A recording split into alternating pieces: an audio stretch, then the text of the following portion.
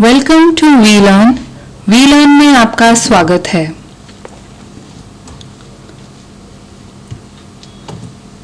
The topic that we are covering today is sickness and public enterprises and turnaround strategies, session 12. Topic covered are concept of sickness, growth and magnitude of sickness, what are the causes of sickness, and remedial measures and prevention of sickness. Sickness जो है law sick industrial companies में define है under special provision act 1985 और उन्होंने company is termed as a sick जब वो company at least 7 years तक register हुई हो और जबकि वो कैश लॉसेस अपने करंट और प्रीसीडिंग इयर्स में वो इनकर कर रहे हो।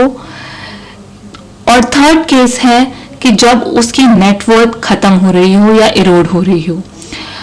इनिशियली क्या था कि सिर्फ प्राइवेट कंपनीज को इस एक्ट के अंडर कवर किया गया था, बट 91 में there were public companies, public sector companies जो भी इस एक्ट के अंडर में लाई गई। 1994 में दिस एक्ट वाज अमेंडेड और their criteria for cash losses 2 successive years के लिए was eliminated. Firms they are only required to be registered for 5 years। तो एक सिक इंडस्ट्रियल यूनिट वाज रीडिफाइंड जिसका मतलब था कि a company which was not less than 5 years which was registered and which has defaulted in payment on due dates of debts। जो debts हैं वो interest भी include करते हैं to any of the creditors कम से कम 4 quarters के लिए on a continuous basis for a block of 2 consecutive financial years। तो इसमें ये भी requirement थी कि board of directors of any of the company they are required to inform DIFR if at the end of any financial year erosion of 50% or more of its peak net worth when we talk they have resulted during the immediate preceding 4 years। अब basically जो है sickness वो refer करता है continued subnormal standards performance में and which are eroding the capital और जो investors को उनके रिटर्न से नहीं मिलता। नाउ देयर आर 2 क्वेश्चंस जो अराइज होता है which need to be address. जो पहला है what is continued and what is a normal standard. एक ओपिनियन जो है वो ये कहता है कि नॉर्मल एनसी को डिफाइन करना by an established benchmark. So there is actually no universe applicable benchmarks which are easily accessible or could be fruitfully applied to Indian conditions। जिनका बेसिकली जो बेसिक कैरेक्टरिस्टिक्स है वो है लॉन्ग टर्म रेगुलेशन से और which are basically protected और they are under some constraint framework. They could also maintain that subnormal performance which could also lead to loss-making rates, but that does not necessarily follow from the other. Also, it must be noted that loss generation does not capture substandard performance in specific areas. So, loss-making state of an enterprise is basically a cumulative result of several functions। When we talk about the growth of and magnitude of sickness, तो जो industrial sickness है over the years वो बहुत ज़्यादा हुई है in terms of their magnitude. There are large number of industries basically small scale sector में और नॉन स्केल सेक्टर्स में जो कि इससे इफेक्ट हुई हैं। जो स्मॉल स्केल सेक्टर है it accounts for mostly 99% of the sick और वीक यूनिट्स, राइट। अगर हम मैग्नीट्यूड की बात करते हैं तो जो 1980 में था लार्ज और मीडियम इंडस्ट्रीज जो सिक डिक्लेयर कर दी गई थी वो 1401 थी as compared to small industries which were 23,149, and the number was substantial. जब वो 2001 में लार्ज और मीडियम यूनिट्स जो थी वो 3,317 थी, वहीं स्मॉल यूनिट्स जो थी 2,49,630 थी. There were outstanding bank credit also in case of large and medium units and the small units. तो 1980 में जो outstanding bank credits था large और medium firms का वो 1,502 crores rupees था, वही small scale units का 306 units था, जो कि बढ़कर 2001 में in case of large and medium it has risen to 21,270 crores and 4,506 crores for small industry. अब हम अगर इस डिस्कशन से करें तो जो मैग्नीट्यूड की सिकनेस है, we can come to the following conclusions कि जो number of sick units they have increased more than 10 times in a span of 10 years. दूसरा, the increase in sickness of small sector units they are very large as compared to large and medium enterprises. तीसरा क्या है कि large outstanding bank credits जो थे large और medium enterprises के they are very higher as compared to the smaller units. और चौथा जो conclusion draw किया जा सकता है कि there has been a decrease in the number of small scale sector units after 2000. So a large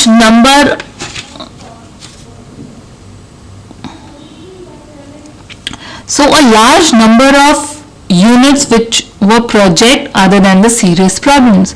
So about 90% of the small scale sector sick units they are non-viable. जो extent था industrial sickness का वो across the sectors और across regions vary करता था. Large और medium sick units में textile, engineering industries they accounted for 27% of total credit outstanding.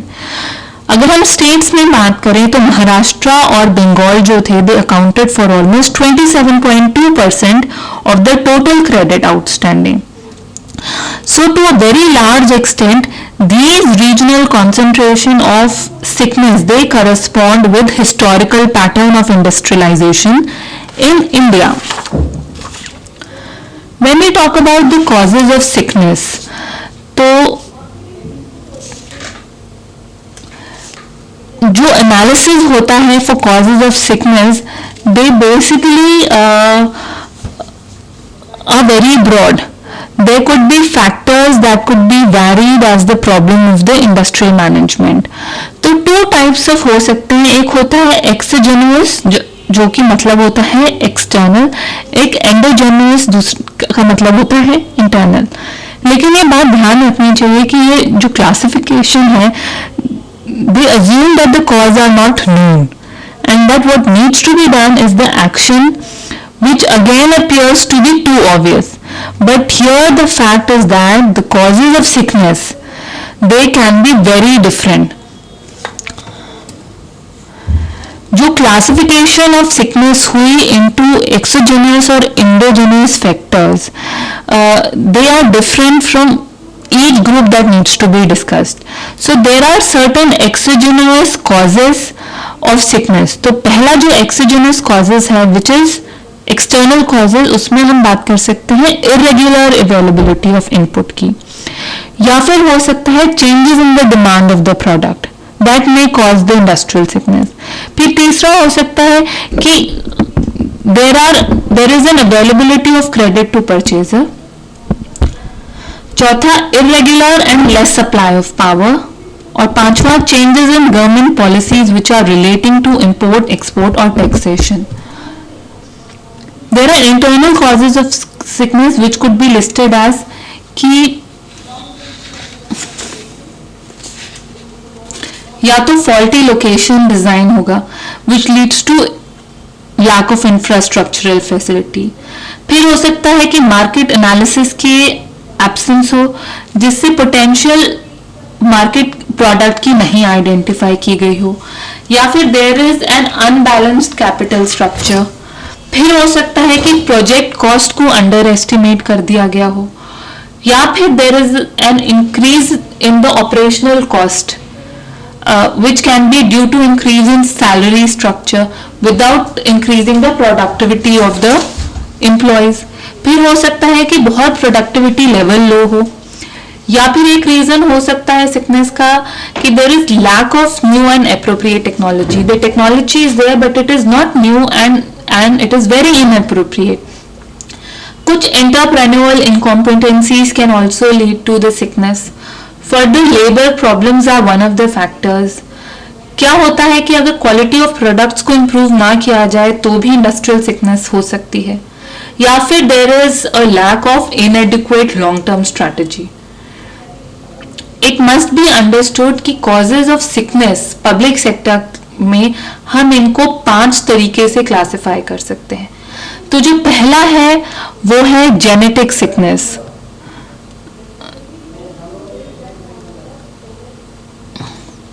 फिर दूसरा है स्ट्रक्चरल सिकनेस, तीसरा ऑपरेशनल सिकनेस, चौथा है पॉलिसी लिंक्ड सिकनेस और पांचवा है एक्सोजेनस सिकनेस। तो जेनेटिक सिकनेस की जब हम बात करते हैं वो हिस्टोरिकल नेचर की होती है और बेसिकली क्या होता है, it is caused by very technological और इकोनॉमिक और मैनेजमेंट रिलेटेड प्रॉब्लम्स। वहीं हम स्ट्रक्चरल की बात करें तो इसका टाइम फ्रेम कुछ लॉन्च और ज्यादा होता है। So your decisions are basically on the relation location of the product और द एंटरप्राइज, या फिर प्रोडक्ट और टेक्नोलॉजी से रिलेटेड होता है। Operational sickness can happen any time. So here operational sickness refers to the management failure, या फिर lack of leadership होती है, या फिर कंपटीशन अगर बहुत सिवियर इमर्ज हो जाए तो ऑपरेशनल सिकनेस की हम बात करते हैं। वहीं आती है बात पॉलिसी लिंक्ड सिकनेस की। It can also occur any time. So these are the conditions which are imposed by the policy decisions. Lastly is the exogenous situations, exogenous sickness. These can also be caused anytime and they are basically unpredictable. They are somewhat like industry location specific होता है या policy specification होता है।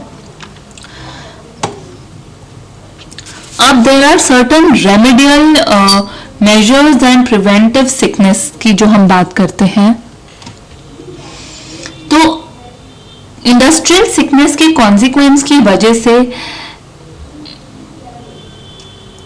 को अगर हम elaborate करें तो India being a very developed country उसमें बहुत ज्यादा सरप्लस लेबर है। तो industrial sickness they have a lot of adverse effect on the labour and in turn to the economy of the country. India के पास बहुत लिमिटेड अपॉर्चुनिटी है for surplus labours. So जब भी there are closures of sick units they multiply the problems of unemployment. क्या होता है, large units they employ huge number of labour and the closure of these large units they lead to unsatisfaction और unrest among the labour class. इसकी वजह से क्या होता है, there are unrest in the society. This leads to strikes और increase in trade unionism. फिर क्या होता है कि they also have an adverse effect on large proportion and they can damage the economy. Closure of these units they discourages other entrepreneurs कि वो ऐसी ही इंडस्ट्रियल यूनिट सेटअप करें। Since the resources are very scarce there is a very harmful consequences of sickness. When we talk about the consequences of sickness, वो क्या होता है, there is increase in the unemployment या फिर there is unhealthy industrial environment. There could be loss of investors and loss of resources, which in turn have unhealthy effect on entrepreneurs and related units. When we talk about warning signals of the sickness, तो पहला क्या है, increase हो जाती है inventories. तो ये एक सिग्नल करता है कि there are raw materials and finish goods जिनकी इन्वेंट्री बढ़ रही है। फिर दूसरा है a firm operates below its break even point, then care should be taken. तो जो वॉल्यूम ऑफ प्रोडक्शन है या सैलरीज हैं, they are not adequate to cover the fixed cost. तीसरा हो जाता है there is a decrease in the profits, this is also a very warning signal. फिर आता है कंसेशंस होते हैं, कंसेशंस जो बैंक्स देता है या फाइनेंशियल इंस्टीट्यूशन देता है। Here they grant additional working capital for the smooth running, या फिर रिकवरी ऑफ इंटरेस्ट वो करते हैं बिल्कुल रिड्यूस रेट पे, not at the rate at which the loan was given. और क्या किया जाता है, freezing of a part of outstanding loan, या फिर जो आउटस्टैंडिंग लोन होता है उसको फ्रीज आउट कर दिया जाता है। फिर हम बात करते हैं establishment of BIFR which is board for industrial and financial restructure. यहाँ पे जो है बोर्ड के पास बहुत सारी पावर्स होती हैं, powers to tackle industrial sickness. तो here the board is also conferred with the authority to inquire and determine the sickness of the company. It can give time to a sick company to actually make its net profit positive also. Now इसमें क्या है, there was Goswami Committee on Industrial Sickness. इस committee की reports 1993 में आई थी। उसके main elements क्या थे कि इसने definition of sickness को change किया, and it also incorporated that a default of 180 days or more on repayment of term lendings, institutions or irregularities in cash credit or working capital for 180 days or more. दूसरा इन्होंने किया था to avoid delays in BIFR process. Here the committee recommended that BFIR they should use the winding up provisions more frequently, not only to expedite the sales of economically unviable firms. उन्होंने जो remedial measures लिए, here the public sector they have long been considered a social obligation of the government. So the sickness of this sector was regarded as a responsibility of the country. Therefore, various measures were taken by the government or the banks or financial institutions to run the sick unit and the enterprises. And these are जो government policies थी। So the government policy जो बनाई गई 1978 में stating the industrial sickness, उन्होंने दे issued certain guidelines. तो पहली जो गाइडलाइन थी, मेजर था, वो था कि arrangement for monitoring and detecting industrial sickness early. फिर दूसरा था कि administrative ministry in government were given responsibility to coordinate action for revival and rehabilitation.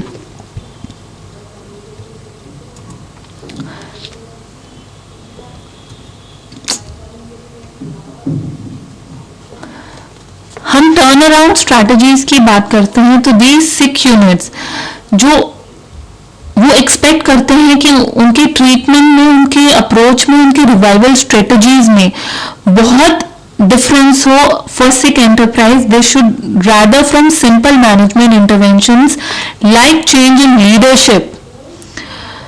The turnaround strategy, of course, it should aim at correction of one or the following. Correction क्या हो सकते हैं?